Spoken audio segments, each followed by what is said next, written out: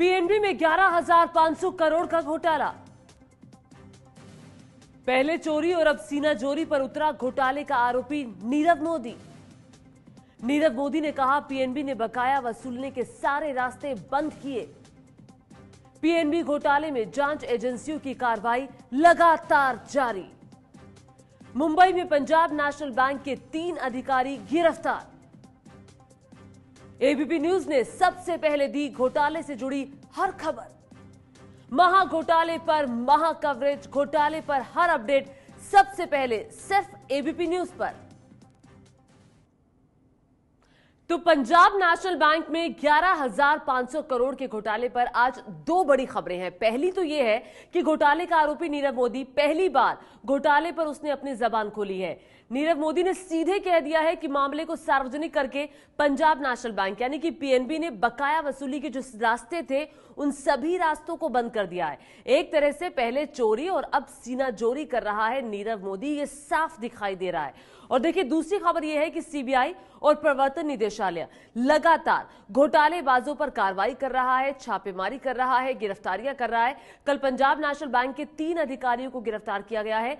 नीरव मोदी और मेहुल चौकसी के घर और दफ्तरों पर भी कार्रवाई जारी है, छापेमारी जारी है। तो ये 2 बड़ी खबरें हैं। नीरव मोदी का पक्ष पहली बार सामने आया और उधर लगातार जो जांच एजेंसियां हैं वो अपना काम कर रही है। तो घोटाले में सबसे बड़ी खबर यही है कि पहली बार बोला है नीरव मोदी। 11,500 करोड़ के घोटाले के बाद नीरव मोदी ने पहली बार अपना पक्ष रखते हुए कहा है कि वो पीएनबी का बकाया नहीं चुका सकते हैं, पीएनबी का बकाया नहीं चुका सकता। नीरव मोदी ने सीधे सीधे हाथ खड़े कर दिए हैं। देखिए पीएनबी को लिखी चिट्ठी में और क्या कुछ कहा है नीरव मोदी ने। मुझ पर बढ़ा चढ़ाकर बताई गई देय राशि की वजह से मीडिया में उन्माद फैल गया, जिसकी वजह से मेरे खिलाफ खोज और जब्ती की प्रक्रिया शुरू हो गई। इस वजह से फायर स्टार इंटरनेशनल और फायर स्टार डायमंड इंटरनेशनल बंद होने के कगार पर पहुंच गई हैं, जिससे बैंकों को उधार वापस करने की हमारी क्षमता खतरे में पड़ गई है। 13 और 15 फरवरी को मेरे ऑफर के बाद भी अपना उधार तुरंत वापस पाने की चिंता में आपकी कार्यवाही ने मेरे ब्रांड और व्यापार को बर्बाद कर दिया है। अब मेरे उधार वापस करने की क्षमता सीमित हो गई है और बकाये की लंबी फहरिस्त हो गई है। जैसा कि आप जानते हैं, नीरव मोदी ग्रुप की देनदारी जितनी बताई गई है उससे कम है। जब आपने शिकायत दाखिल की थी तब भी मैंने निवेदन किया था कि मुझे फायर स्टार ग्रुप को बेचने की इजाजत दी जाए ताकि मैं आपकी देनदारी को चुका सकूं, और वो भी सिर्फ फायर स्टार ग्रुप से नहीं बल्कि 3 फर्मों के जरिए। इससे बैंकिंग सिस्टम की देनदारी कम होती। फायर स्टार इंटरनेशनल और फायर स्टार डायमंड इंटरनेशनल कभी भी किसी बैंक की डिफॉल्टर नहीं रही। बैंकर्स हमारे साथ पूरे सुरक्षित हैं।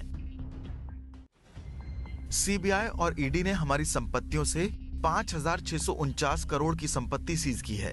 मुझे लगता है कि इससे भी बैंकों का बकाया चुकता हो सकता था, लेकिन अब वो समय बीत चुका है। बैंक ने मेरे भाई का नाम गलत तरीके से जोड़ा, जिसका इन तीनों कंपनियों से कोई लेना देना नहीं है। मेरी पत्नी भी किसी तरह मेरे बिजनेस में शामिल नहीं है, फिर भी उसका नाम इसमें गलत तरीके से डाला गया। मेरे अंकल का नाम भी इसमें गलत तरीके से घसीटा जा रहा है, क्योंकि उनका अपना अलग बिजनेस है। मेरे बिजनेस से उनका कोई लेना देना नहीं है, न ही उन्हें इसके बारे में कोई जानकारी ही है।